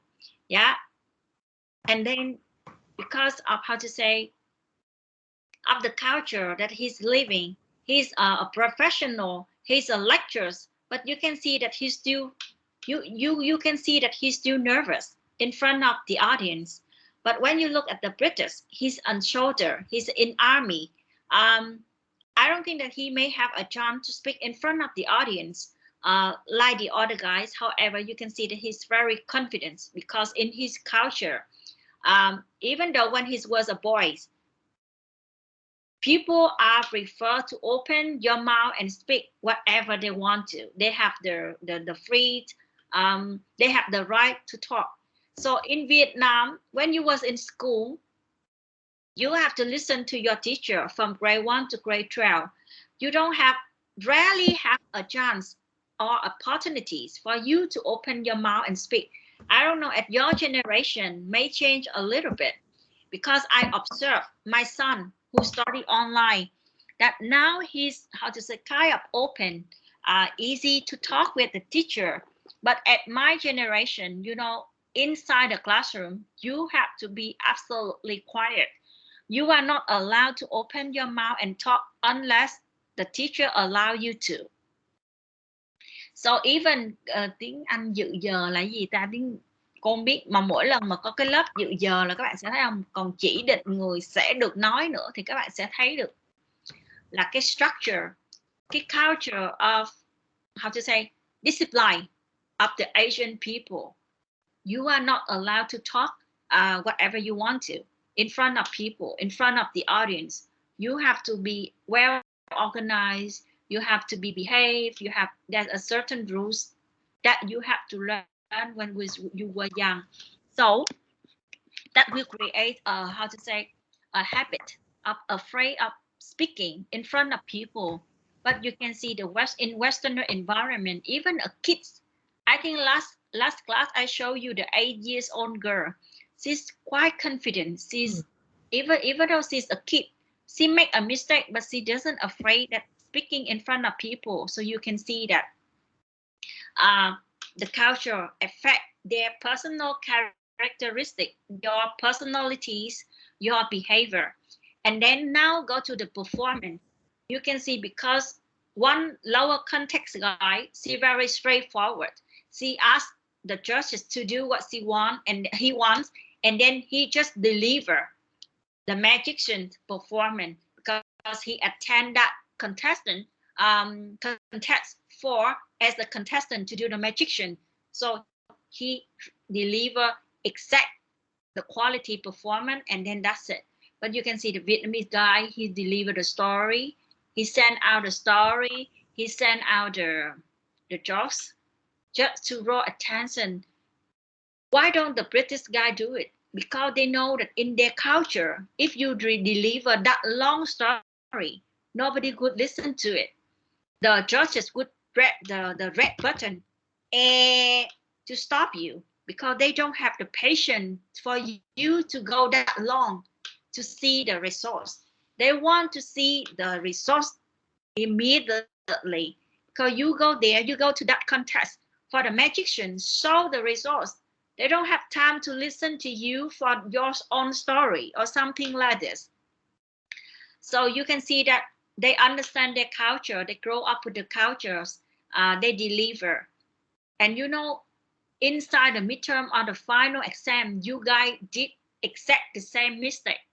When we asking you guys a question, you try a lot of things. You go for a long introduction and then you forgot to answer the main point. Các bạn trả lời cái câu midterm của cô chấm bài của các bạn ha, các bạn mệt nghỉ luôn á. Cái mà hỏi thì các bạn không trả lời. Các bạn trả lời rìa vòng các bạn in today's world, in the business, digital technology gì đó, các bạn làm cho một cái long introduction, xong được cái main point của cái câu hỏi, cái ý chính của cái câu hỏi các bạn không trả lời, mặc dù cái câu trả lời của các bạn very long. Right? So you can see is how the different in high context and low context. When I was working in Australia, there's a supervisor. She was kind of lazy because she think that she's a supervisor. So during the working time, she used to go out to talk with her kids at home, and then she went into the office and she sit there. So it caused that shortage, the labor shortage, that it means that we are lacking of people who are doing things. So we run back and forth to do the jobs, and then you know, in Western country, cái cường độ làm việc nó rất là cao, nó không có phải thảnh thơi như Việt Nam mình đâu. Vì là cái người đó cứ tối ngày ngồi ở trong văn phòng hoặc là bước ra khỏi cái vị trí thì nó sẽ dẫn đến là thiếu người. Và khi mà thiếu người á, như vậy á, thì of course you have to let the customer wait, and then they complain, right? So when they complain, you have to explain. Thì khi mà cô explain á, là cô nói thẳng với lại manager luôn là she didn't do the work properly. She went out for the phone. She went into the office for a long time. So we couldn't have enough. We couldn't assign enough people to stand at every position. So you know, the next day that the manager called that supervisor into the office, and then he said, Lynn said, you didn't perform work properly. So he repeat what I told him. Thì các bạn sẽ thấy được ở bên Úc, cái người manager nói Lynn said, có nghĩa là người ta nói luôn tên cô luôn, người ta không ngại gì hết vì cô là người complain nha. Cái này là real story, vì cô là người complain. So he said, Lynn said that during the work time, mày cứ đi ra ngoài hoài, mày không có chịu làm việc, nên á, là ở cái vị trí đó thiếu người. But if it's in Vietnam, when I was a manager in the hotel, if it in that case, I wouldn't use the name. Có nghĩa là nếu mà trong trường hợp là ở người Việt Nam của mình thì mình cũng sẽ gọi cái người supervisor đó vào. Tuy nhiên mình sẽ không nói là Linh sếp, mà mình sẽ nói là ở trong team có người complain, mình sẽ không sử dụng tên. Because here in Vietnam, if you use the name, it might create an internal conflict between employees. So usually we avoid to use that personal name, mà mình chỉ sử dụng là ở trong team. Thì ở trong team ngày hôm đó có người complain thì là đúng hay sai. We are finding out things by step by step. Nhưng mà ở bên in Australia, they use my name, Linh complain, very straightforward. Đó, người đó complain. So if you have something to explain, you go to her. So to whether to confirm that you are right or she's right. Yeah, so evidence. I'm a evidence about that complaint. He didn't create a story. So you can see how they work differently, how we work differently. So and then that supervisor come to me and explain, oh, right now because her husband is working very late, come back very late, only 2 kids stay at home, so she need to check or something like that. I mean, she explained, and as a woman, I understand that worrying about the kids is something that can be understandable. However, she should tell us, okay, can I go out for 3 minutes for checking my kids? So that at least we know that that position is empty. We try to cover in that few minutes. So don't quietly leave the position for a long period of time because you put the pressure on the other teammate. And you know, in Vietnam, usually we are not complaining because they are supervisor. At that time, she's a supervisor and I'm not. So usually we don't complain like this. But because I know that in that culture, I have my right to speak. And then if I speak, people will listen to me. So you can see I speak. And then after that, she changed. So you can see how culture affect your communication style, your behavior, your attitude. They are very straightforward. And then in Vietnam, you have to find a better way to deal with people. This slide for your reference. And then the writing technique is also your reference, but I will explain a little bit. So when you are talking about the writing techniques, here I put the bullet, being positive rather than negative. It's very simple to understand. Yes, but if you are kind of person who never do the practice on your writing skill, how would you be that is positive or negative? Right?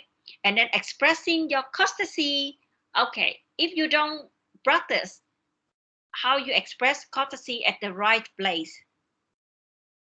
So it is all about practice, right? So even in Vietnam, to write the essay in Vietnam, để làm một cái bài tập làm văn, you need to practice. Thì tiếng Anh cũng vậy, mình viết nhiều nó sẽ thành cái thói quen, right? So you have to do, you have to practice, you write an email to your teacher, to your lecturers, to your friends, in a way that you would write to your boss, to your co-worker. I know this is a little bit awkward and a little bit silly if you behave too formal to your friends. Tại vì ví dụ như thân với mình quá mà tự nhiên mình viết một cái gọi là formal letter, formal email thì nó cũng hơi a little bit silly. Bạn mình có thể cười, but you can inform them in advance. I want to try my practice. I want to try my writing skill. You should do it with me because later it will help you a lot in the working environment where they were looking at your words, at the evidence. You know, khi mà các bạn viết xuống rồi, cái từ mà các bạn viết sai hoàn toàn có thể chống lại bạn. Ví dụ như cô cùng phe với bạn không sao, mà cô ví dụ như bình thường cô đã ghét rồi, cô đã không ưa bạn rồi, ở trong công ty hai người đã không ưa nhau rồi, thì người ta sẽ người ta soi từng chi tiết một để mà người ta có thể đánh bật bạn ra khỏi cái vị trí đó, hoặc là người ta có thể create a bad image about yourself. Nên á, là mình đừng có tạo nên một cái gọi là cái gì ta, cái mistake, mà những cái mistake này là mình hoàn toàn có thể control được. Và again, working environment is somewhere provide you advantage and disadvantage. It can give you a friendship between co-worker, but it also give you a hardship between co-worker. Yeah, mình cũng có thể có kẻ thù bởi những người xung quanh, mà mình cũng có được rất là nhiều bạn từ cái môi trường làm việc. It depends on you. So you know how to protect you. You know how to create a safety zone for you by practice you writing, because when you deliver the message, all will become the evidence. Mình đâu có chối được. Tới lúc đó mình tôi viết vậy như vậy mà nghĩa của tôi nó khác. Tôi không, I didn't have the intention in this meaning. My meaning was nobody listen to you that way. Có nghĩa là mình phải sử dụng concise and direct vocabulary that describe your thoughts, that describe your meaning. Mình phải sử dụng đúng từ, đúng ngữ cảnh, chứ không phải muốn viết gì viết. Vì cái người nhận, người ta có thể hiểu được rất là nhiều ý. Nên là các bạn sẽ phải hiểu được là mình phải practice. And then culture. Again, culture is also affect your writing techniques. Với cái culture của người này, bạn viết như vậy, I'm okay with this. However, with the other person, they come from the other culture. Oh, your words become too rude, impolite to them. So you can see that you have to be considered. And then where and when to express your courtesy. And then you have to use your language at appropriate way. So here I put some of the example using a free language. Female doctor, woman. This will be a gender discrimination in the low context environment.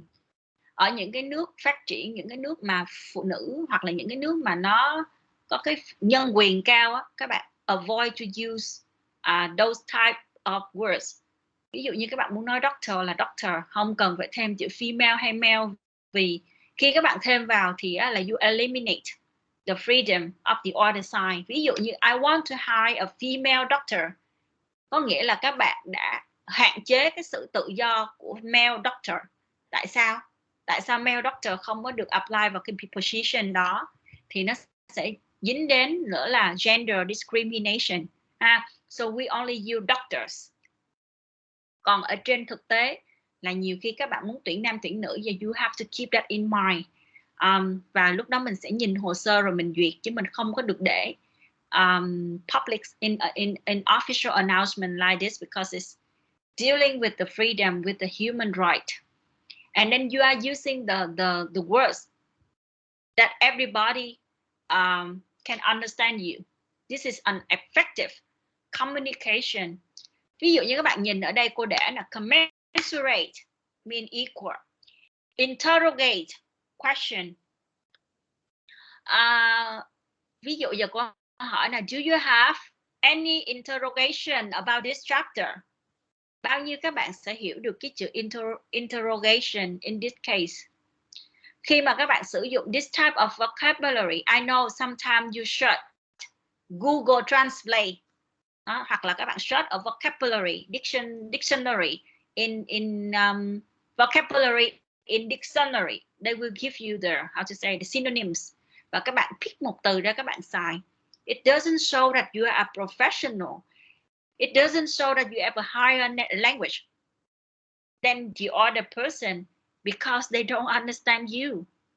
Ví dụ như mình nói ra cái câu này không có nghĩa là người ta nhìn vô trời ơi nó sử dụng từ khó quá, nó thông minh quá hay gì đó. No, they don't understand what you are saying. So when you communicate with order. It can be considered as effective when they understand your point. That's it.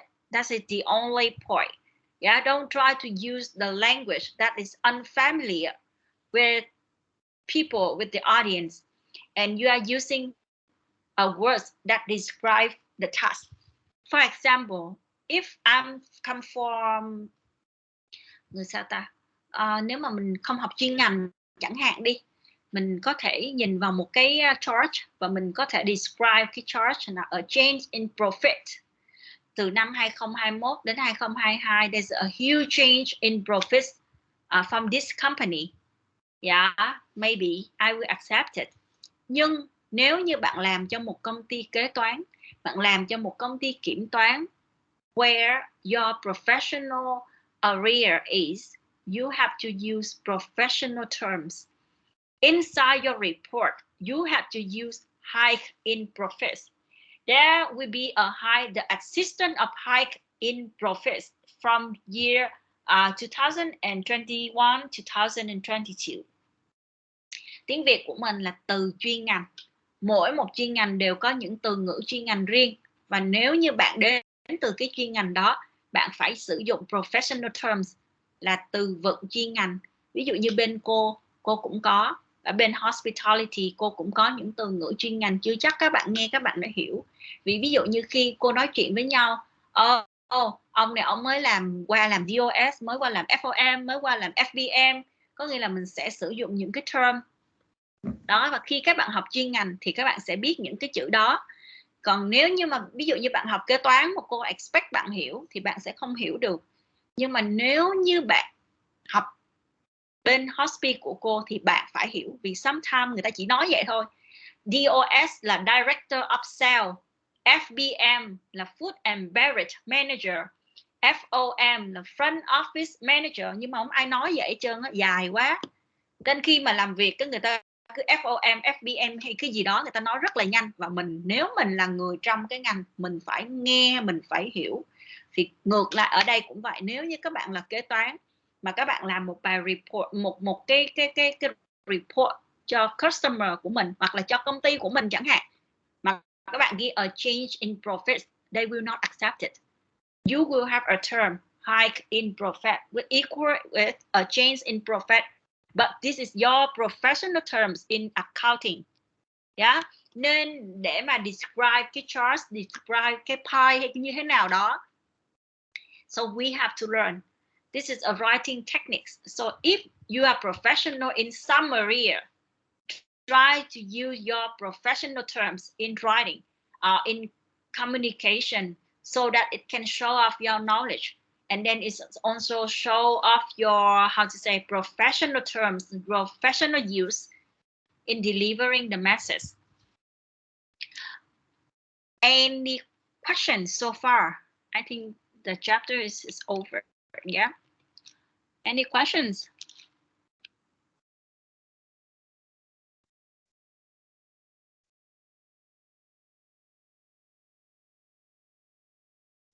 Các bạn biết không, culture nó ảnh hưởng rất là nhiều.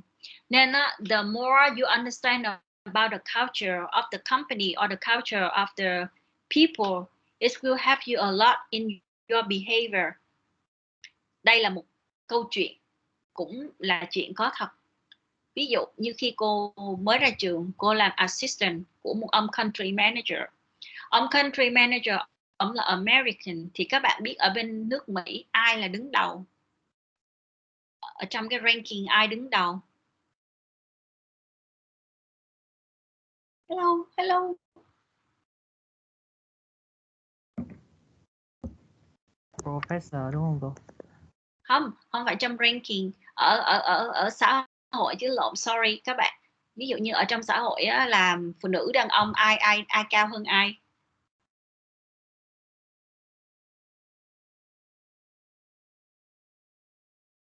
Woman, dog, and then man, right? Woman, dog, and then man. So các bạn sẽ thấy được lady come first. Nên mà khi mà cô đi, mặc dù cô là assistant thôi, tuy nhiên nếu như mà cô đi với sếp của cô á, thì á, là lúc nào ông cũng sẽ open the car, open the door, get the chair, hay là làm những cái công việc gì mà nó thể hiện phải cần đến một cái physical strength là he used to do it.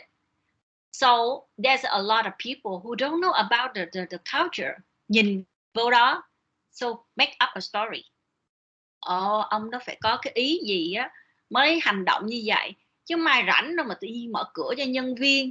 So you can see this is a real story. Và các bạn sẽ thấy được là ai ổng cũng làm vậy, chứ không phải ổng chỉ làm vậy cho một mình assistant của ổng. But you don't understand. You don't see that all the time that he did it. Yeah, he didn't have any intention, any meaning when he did it, because he grew up in the culture. He was taught by his parents, by his society, that he should behave that way to the lady. So he did that. This is just very normal. Xong người Việt mình cách đây mấy chục năm á, sẽ có những cái người ta rất là phong kiến bảo thủ. Trời ơi, làm vậy là chắc chắn là phải có ý. And then they create a story. I mean, I go back from abroad. He's from abroad. I don't care about that story, but I was laughing at the story. Because ví dụ như nếu người đó không phải là cô đi, người đó mà làm mấy cái người đó chẳng hạn những người đó là assistant đi, người ta làm vậy chắc tưởng người ta thích mình nữa. Rồi các bạn sẽ lại behave khác, thích cái bắt đầu chảnh, hoặc là có những cái wear action to him, thì các bạn sẽ thấy được là trong tình huống này là mình hoàn toàn hiểu sai cái ý của người ta. Người ta đến từ cái đất nước mà cái culture đối xử với phụ nữ nó như vậy thì người ta làm như vậy. Người ta chẳng có cái intention gì với cái người mà người ta làm hết. Xong tự mình create ra a story and then mình spread out a story. It's not true.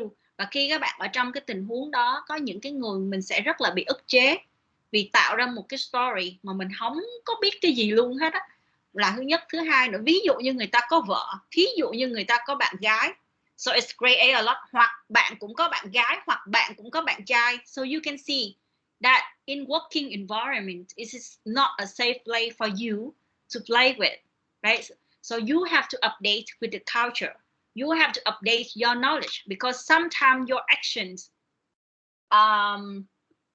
create a lot of weird things for you that you can imagine.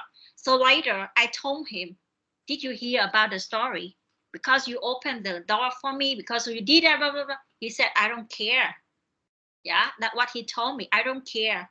They don't pay the salary for me to do that. They don't pay money for me to listen to them. I earn money for my life. I don't care about what people are talking about me. If I don't have it, it means I don't have it.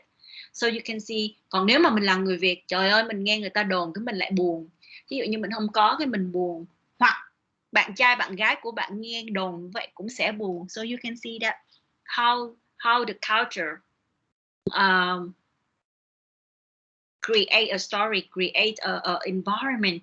If we don't understand it, sometimes it create obstacle, difficulties for you in behave, in how to say, relationship with the other side. Yeah.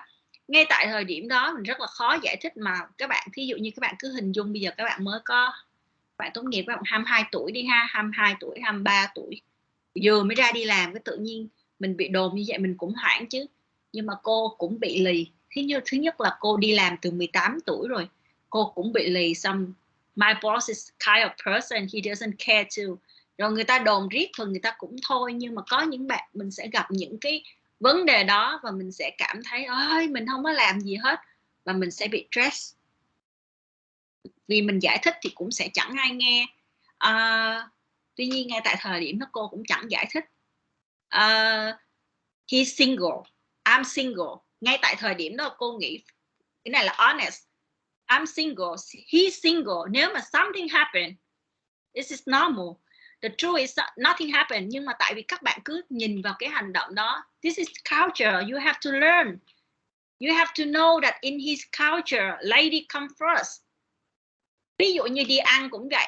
Ví dụ ngồi trong một bàn ăn, khi có một món ăn ra thì không phải because he's the boss là he eat first, thì he sẽ share. Mà tại sao không nhìn vào những cái hành động đó để mình học? So that's why I encourage you guys to learn. so that later in the future you don't experience that feeling. And then if it happens, you can explain to your coworker that this is culture. Listen, culture. The action, the behavior, they grow up in the cultures like that. Don't think that they are rude, don't think that they are impolite because of that or whatever. Yeah, there must be a meaning. Mà kể cả if something happened, if you think that something happened between those people, be quiet. This is not your business. Yeah, this is their personal life. You shouldn't spread out the story. This is a bad way to do in the workplace. Yeah, because sometimes you will experience that feeling by another people. So that's why communication is a knife. If you use it in the correct way, you will cut it things and then it have you in your life. But if you don't know how to use it, it will cut yourself. Yeah. Okay. Any questions?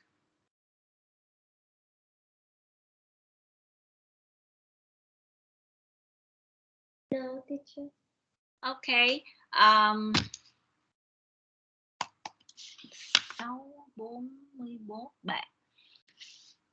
Lớp mình theo như danh sách cô nhận được tới thời điểm này là mình còn 41 bạn. Group project là mình sẽ có 5 bạn ở một nhóm, thì mình sẽ có 8 x 5 40, mình sẽ có một nhóm 6 người.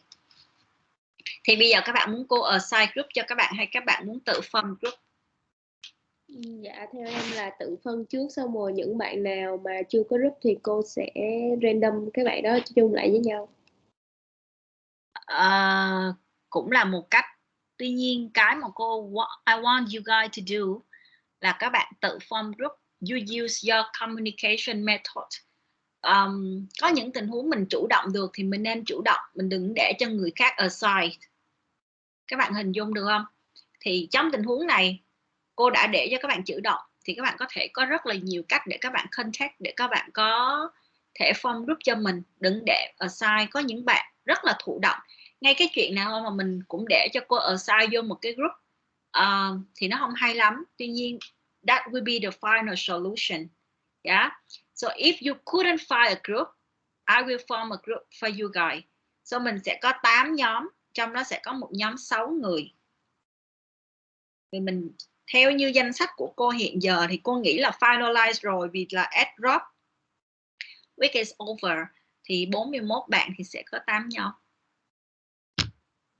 I give you guys the time to form the group là the end of this month. Được chưa? Từ giờ tới hết tháng 2 các bạn cứ form group đi.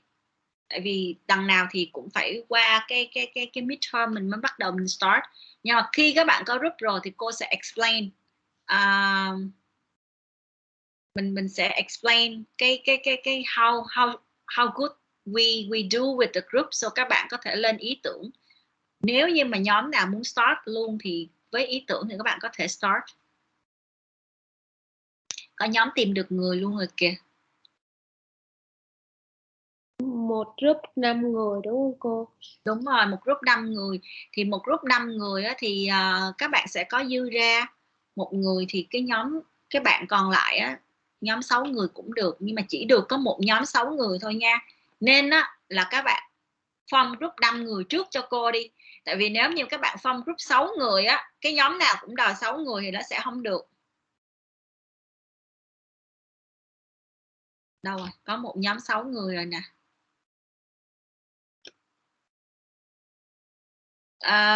Có một nhóm đủ 6 người rồi. Vậy ok, cái nhóm 6 người đó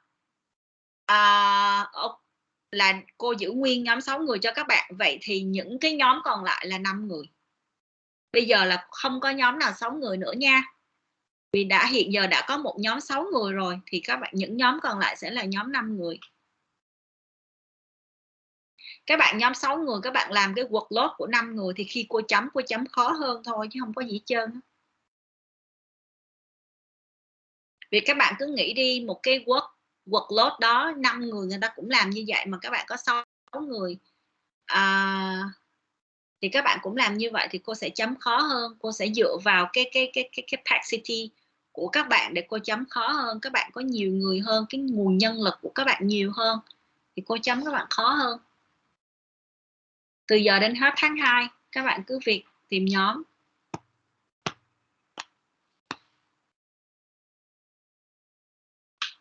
Okay, any other questions?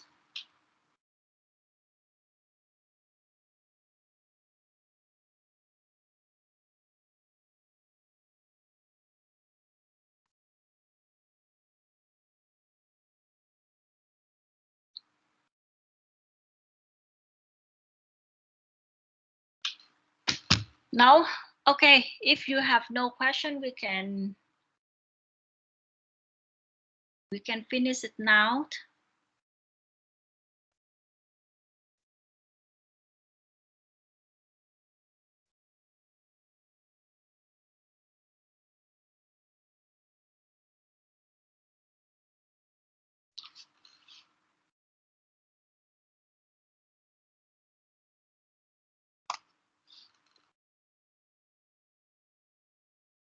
Any questions?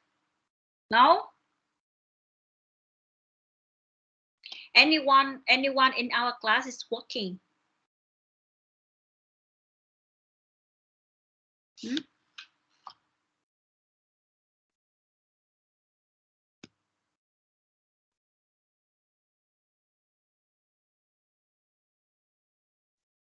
Trong lớp của mình có ai đang đi làm? Có bạn nào đang part-time job không? Dạ có em. Bạn đang làm job gì? Dạ em là TA thôi. Ok, TA. TA trong trường mình đó hả? Hay là TA ở những cái trung tâm ở ngoài?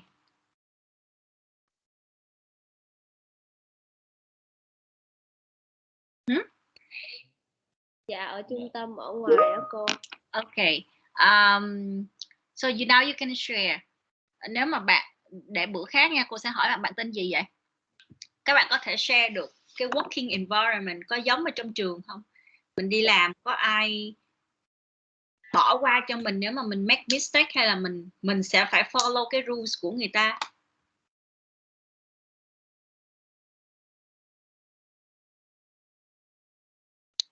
Lớp mình có nhiều bạn đi làm lắm nha. It's good. Very good. Cô rất là encourage các bạn đi làm thêm. Các bạn làm vì tiền, các bạn làm vì kinh nghiệm, các bạn làm vì whatever reason. Cô đều encourage các bạn hết. At least you have a working mindset in your mind. Cái học kỳ trước của cô á, lớp không có đứa nào đi làm hết. Nên á, là các bạn sẽ không hiểu được khi mà mình đi làm, nó giữa cái môi trường học với cái môi trường làm nó khác nhau hoàn toàn. Mặc dù khi các bạn đi làm, cho dù các bạn nhà có tiền chẳng hạn đi, bố mẹ có thể cho các bạn tiền, các bạn đi làm for fun, for experience, for your CV later, thì mình cũng nên đi làm. Và khi mà cô giảng bài á, các bạn sẽ dễ hiểu hơn là những cái bạn cứ ở trong trường rồi học. Và nhất là bên ngành của cô là cô encourage các bạn đi làm để các bạn trải nghiệm bằng hình thức này, bằng hình thức khác gì, các bạn nên đi làm. Làm một tuần một buổi, làm tuần 2 buổi. Ngày xưa cô đi làm chết bỏ luôn, chứ không có một tuần một buổi, một tuần 2 buổi gì hết. I work for money. The more I want to shopping, the more I have to work. Nên là các bạn hoàn toàn đi làm và mình vẫn có thể học, và mình sẽ có rất là nhiều kinh nghiệm, mình có thể nhiều ví dụ để mình làm bài lắm. Nhất là những cái dạng luận văn bây giờ, những cái phần mà critical thinking cần sự hiểu của các bạn đó. Các bạn đi làm các bạn sẽ dễ dàng trả lời những cái câu đó hơn là những bạn không đi làm. Vì khi các bạn không đi làm đó, các bạn khó hiểu được cái tình huống thực tế ở ngoài đời nó sẽ như thế nào, mà ở trường học thì không cung cấp được những cái đó cho các bạn. Các bạn phải trải nghiệm thì các bạn mới cảm giác và mới tạo ra được cái solution của mình. Okay. Good to see the hint that some of you are working. 2 cái lớp BC của cô vừa rồi không có ai đi làm hết. Các bạn hoàn toàn ở nhà. I mean Covid time, nhưng mà trước đó các bạn cũng không có intention đi làm luôn. Nên á, làm sẽ rất là khó để mà truyền tải thông tin cho các bạn. Okay, see you guys next week. And then tomorrow I have a meeting, and then I will see there's a change in our class time status or not. We will be switched to online or offline, or we still be online for the whole of the semester. Okay, see you guys.